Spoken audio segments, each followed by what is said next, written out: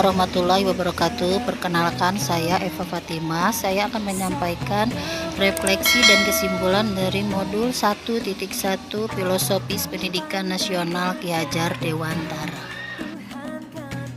Pendidikan itu bukan untuk merubah kodrat manusia, namun pendidikan itu lebih kepada membantu peserta didik untuk memaksimalkan potensi yang ada di dalam diri. Pendidikan itu hal ini dianalogikan sebagai petani yang akan menanam bibit. Sebagus apapun bibit yang dimiliki, tanpa dilakukan perawatan, pemeliharaan yang maksimal, maka tidak akan bisa menghasilkan tanaman yang berkualitas.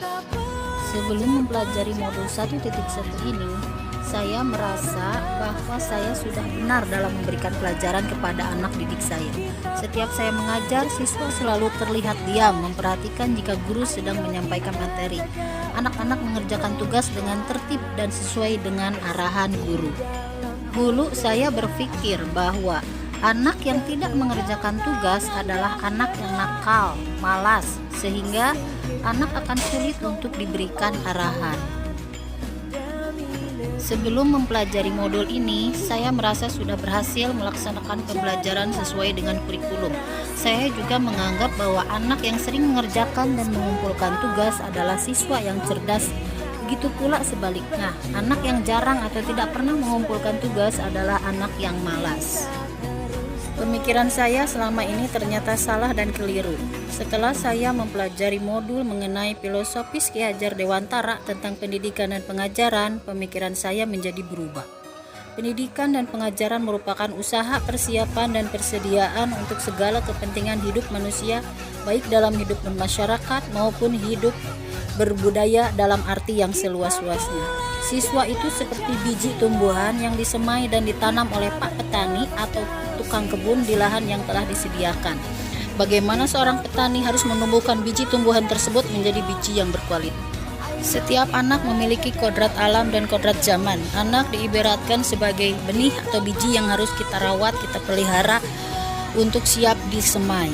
Hal ini sejalan dengan 3 semboyan Ki Hajar Dewantara, yaitu Ingarso Sungtulodo, Imadia Mangunkarso, Tuturi Handayani.